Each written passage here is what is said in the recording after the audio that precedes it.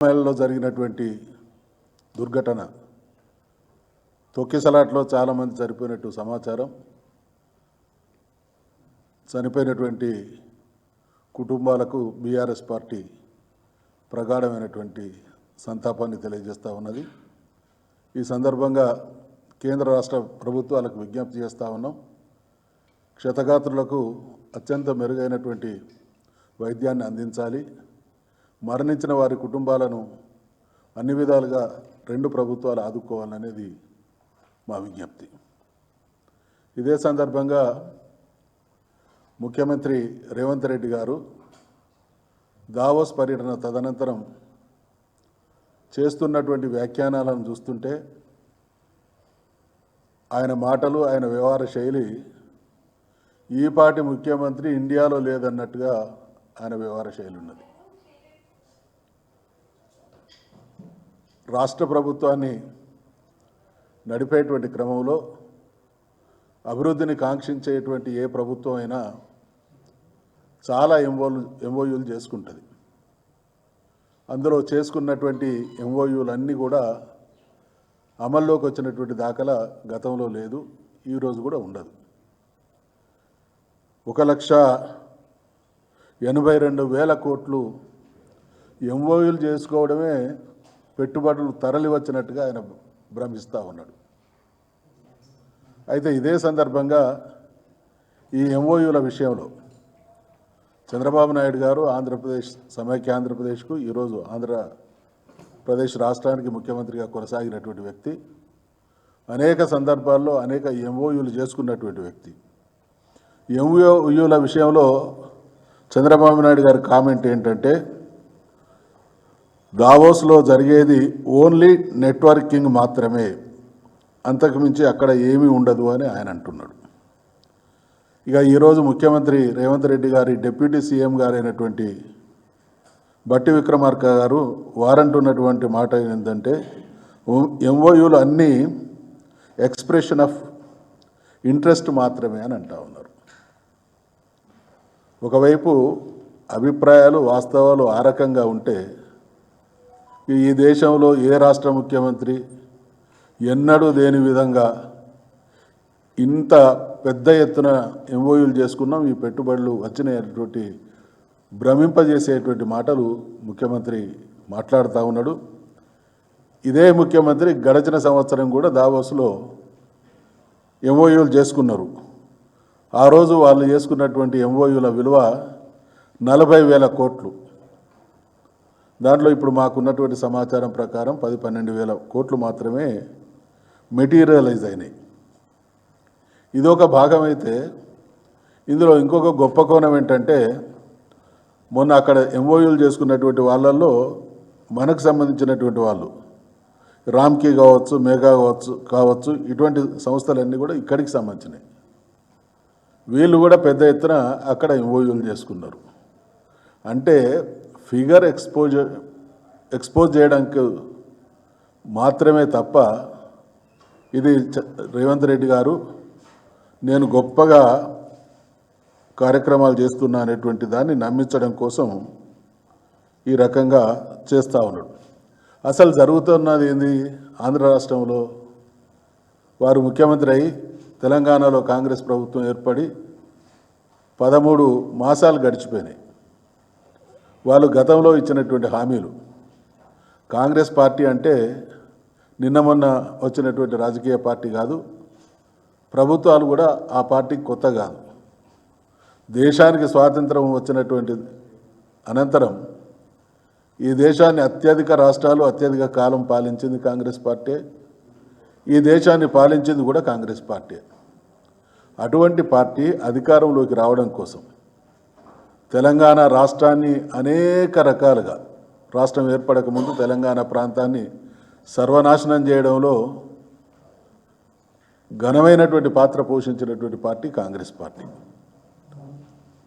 తెలంగాణ సర్వనాశనం చేస్తే, తెలంగాణ అనలేని పరిస్థితులు తీసుకొస్తే, తెలంగాణ రాష్ట్ర ఏర్పాటు కోసం ఒక పార్టీని స్థాపించి 14 సంవత్సరాలు పోరాటం చేసి తెలంగాణ రాష్ట్రాన్ని సాధించి 10 సంవత్సరాలు యావత్ దేశం ఔరా అనేటువంటి పాలన అందించినటువంటి కేసీఆర్ గారి నుండి అధికారాన్ని చేజిక్కించుకోవడం కోసం వాళ్ళు ఇచ్చినటువంటి హామీలు అన్నీ ఇన్ని కాదు. 100 రోజుల్లో ఇస్తామన్నటువంటి హామీలు ఉన్నాయి. మొత్తం మీద వెరసి అన్ని కలిపి 420 హామీలు ఉన్నాయి. ఇవన్నీ ఈ సంవత్సర కాలంలో ముఖ్యమంత్రి పదవి ప్రమాణ స్వీకారం చేసిన మరుక్షణమే అమలు చేస్తామన్న హామీలు ఉన్నాయి. 100 రోజులలో అమలు చేస్తామన్నటువంటి హామీలు ఉన్నాయి. 5 సంవత్సరాల కాలంలో అమలు చేస్తామన్నటువంటి హామీలు ఉన్నాయి. ఈ ఏ ఒక్క హామీ కూడా అమలు కానటువంటి పరిస్థితులలో రాష్ట్రంలో ఉండేటువంటి ప్రజలందరూ ఈ ప్రభుత్వం మీద దుమ్మెత్తి పోస్తూ ఉంటే, వ్యక్తిగతంగా రేవంత్ రెడ్డి గారిని కూడా ప్రజలు నిలదీసేటువంటి పరిస్థితి వస్తూ ఉంటే, ఆ పరిస్థితి నుంచి తప్పించుకోవడం కోసం అటెన్షన్ డైవర్షన్ కార్యక్రమాలు అనేకం ముఖ్యమంత్రి గారు కాంగ్రెస్ పార్టీ కొనసాగిస్తూ ఉన్నది. ఇక పథకాల విషయంలో మనందరికీ కూడా తెలుసు, ఏ ఒక్క పథకం నిన్నగాక మొన్న ఈ గ్రామ సభలు జరుగుతున్నటువంటి క్రమంలో చాలామంది రాజకీయాలలో ఉంటాం. మంచి చేస్తే ప్రజలు హర్షిస్తారు, చెడు చేస్తే నిరసిస్తారు. కానీ ఎన్నడూ చూడని విధంగా అన్ని చోట్ల ప్రతిఘటన అనేది ఒక ప్రభుత్వం మీద ఎక్కడ కార్యక్రమం జరిగినా ప్రజా ప్రతిఘటన, ఇది నిరసన కాదు, ప్రజా ప్రతిఘటన అనేది ఈరోజు తెలంగాణ రాష్ట్రంలో రేవంత్ రెడ్డి ప్రభుత్వం ఎదుర్కొంటా ఉన్నది. ఏ ఒక్క వర్గానికి ఇచ్చినటువంటి హామీలు కానీ, ఏ ఒక్క వర్గం కానీ సంతోషంగా ఉన్నటువంటి పాపాన ఈ రాష్ట్ర ప్రభుత్వం ఆదుకోవడం లేదు. ఇక తెలంగాణ వచ్చినటువంటి క్రమంలో అంటే అన్ని రంగాల అభివృద్ధితో పాటు ఐటీ రంగాన్ని కేటీఆర్ గారి నాయకత్వంలో ఒక అద్భుతంగా ఎంఓయూల ఒప్పందం ద్వారా మాత్రమే అభివృద్ధి సాకారం కాదు, అనేక పార్శ్వాలుగా అభివృద్ధి కొనసాగుతుంటుంది. కాబట్టి అన్ని రంగాలతో పాటు ప్రపంచ దృష్టిని ఆకర్షించేటువంటి రంగం ఈరోజు ఈ పోటీ ప్రపంచంలో తనదైనటువంటి ప్రత్యేక ముద్ర వేస్తున్నటువంటి రంగం ఐటీ రంగం. కాబట్టి ఐటీ రంగాన్ని కేటీఆర్ గారు, కేసీఆర్ గారు ప్రభుత్వం దిద్దినటువంటి తీరు మనమందరం సాక్షిభూతులం. 2013లో 3,27,000 ఐటీ ఉద్యోగాలుంటే 2023 నాటికి 9,05,000 ఉద్యోగాలకు చేరింది అని అంటే ఎంతటి శ్రమ, ఎంతటి ప్రతిభ, ఎంతటి పట్టుదల. పెట్టుబడిదారులలో బడా పారిశ్రామికవేత్తలు, పారిశ్రామిక దిగ్గజాలు ఒక ప్రాంతాన్ని ఎంచుకొని రావడం జరుగుతుంది. 1,000 కోట్ల, లక్షల కోట్ల పెట్టుబడి పెట్టడం అని అంటే ఆ ప్రాంతంలో అన్ని రకాలైనటువంటి సౌకర్యాలు, సేఫ్టీ మెజర్స్ ఉంటే మాత్రమే అది సాధ్యమవుతుంది.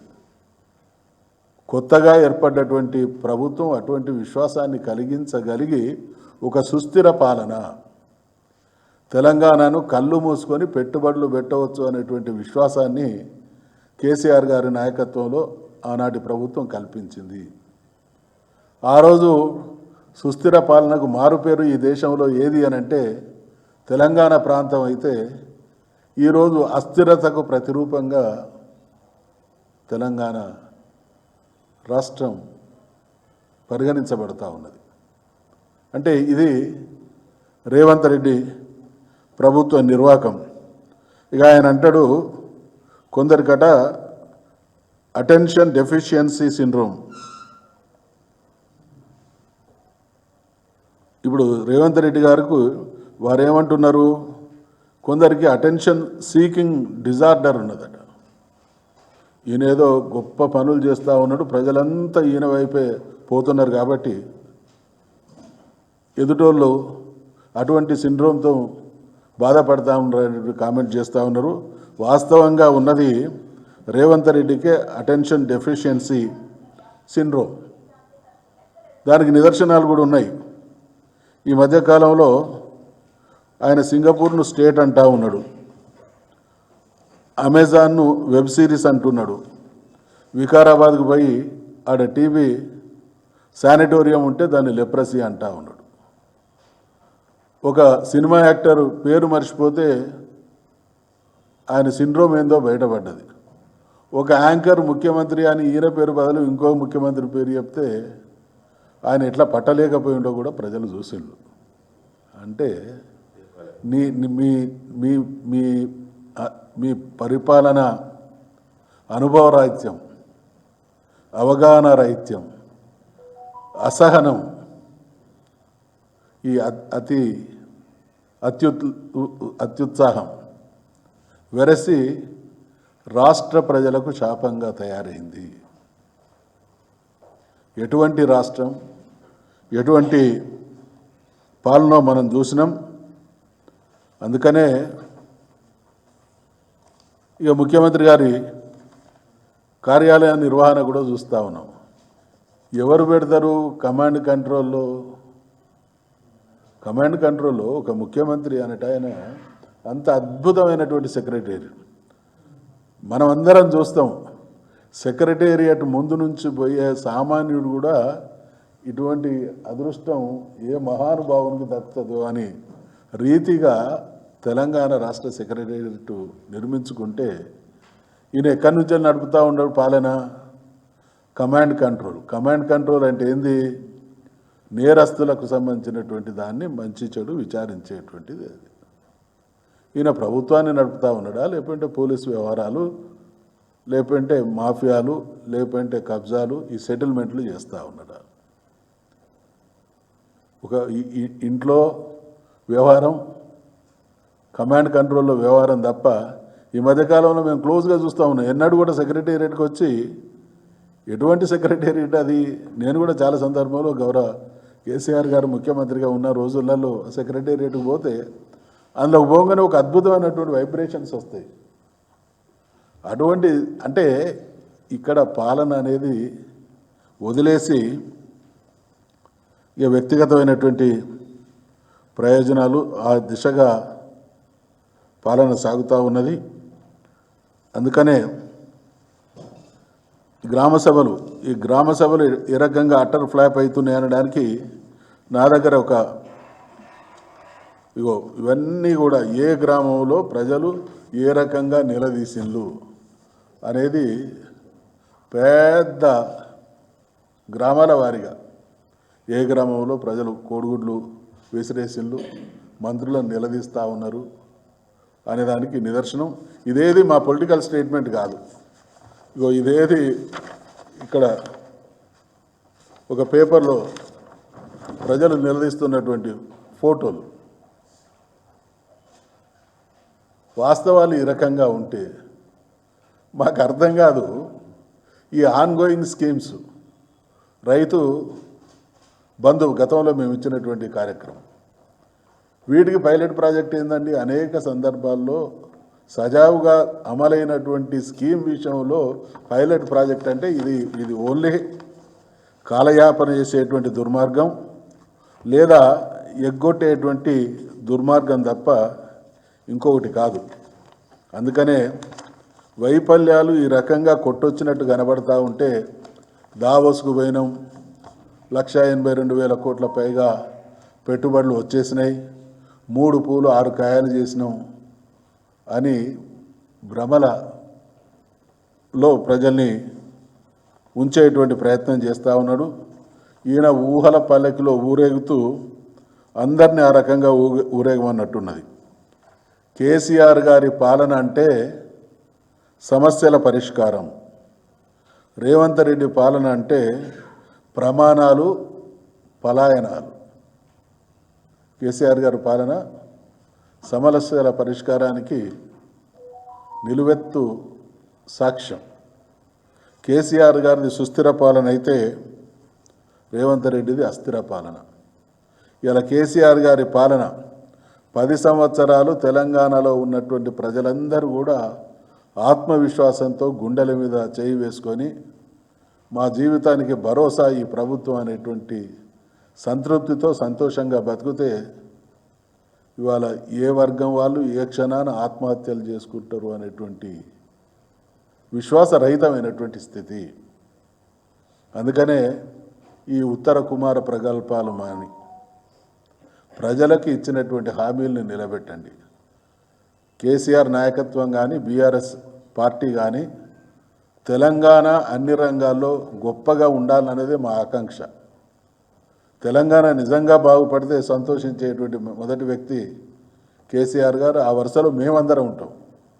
కారణం తెలంగాణ రాష్ట్రం రావాలి, సాధించబడ్డ తెలంగాణ బంగారు తెలంగాణగా తన ప్రస్థానాన్ని కొనసాగించాలి అనేది ఆకాంక్షించి పరితపించి ప్రతిక్షణం ఆ ఆశతో బతికేటువంటి వాళ్ళం అయినటువంటి మేము తెలంగాణ శ్రేయస్సును కోరుతాం. అయితే శ్రేయస్సు అభివృద్ధి బ్రహ్మాండంగా చేస్తామని చెబుతూనే వాస్తవానికి ఎక్కడికక్కడ భస్మీపటలం చేస్తున్నటువంటి మీ దుర్మార్గాన్ని మాత్రం ఎండగడతాం. ఇవాళ మేము పిలుపివ్వకముందే మేము ఇంకా ప్రభుత్వాన్ని కొంత సంయమనంతో గమనిస్తూనే ఉంటే మాకంటే ఎక్కువ ప్రజలు ఆక్రోషంతో స్పందిస్తూ ఉన్నారు. ఇవాళ ఎవరండి, ఏ పార్టీ వాళ్ళు? మీరు ఇక్కడ గ్రామ సభలలో జరిగేటువంటి తీరునైతే నిష్పక్షంగా గ్రహించేటువంటి గమనించేటువంటి పాత్రికేయ పెద్దలుగా మీరు చూస్తూ ఉన్నారు. ఎక్కడ ఏ రాజకీయ పార్టీ ప్రమేయం లేదు. ప్రజలు స్వచ్ఛందంగా మీరు మాకు హామీలు ఇచ్చిండ్రు, అమలు కావడం లేదు, మళ్ళీ మాయమాటలు టకుటమార గోకర్ణ గజకర్ణ విద్యలతో ఇంకా మభ్యపెట్టేటువంటి ప్రయత్నం చేస్తున్నారు. కాబట్టి వాళ్ళ మాటల మీద చేతల మీద విశ్వాసం సన్నగిల్లినటువంటి ప్రజలు వాళ్ళుగా బయటకు వచ్చి నిలదీస్తూ ఉన్నారు. తస్మాత్ జాగ్రత్త రేవంత్ రెడ్డి గారు, ఇది ప్రజా ప్రతిఘటనకు నిదర్శనమైనటువంటి సంకేతాలు. కాబట్టి ఇప్పటికైనా సవరించుకొని ఇచ్చినటువంటి హామీలను నిలబెట్టుకొని తెలంగాణ ప్రజలు సుభిక్షంగా ఉండే విధంగా మీ వ్యవహార శైలి, మీ పాలన సాగాలని డిమాండ్ చేస్తూ ఉన్నాం, హెచ్చరిస్తూ ఉన్నాం.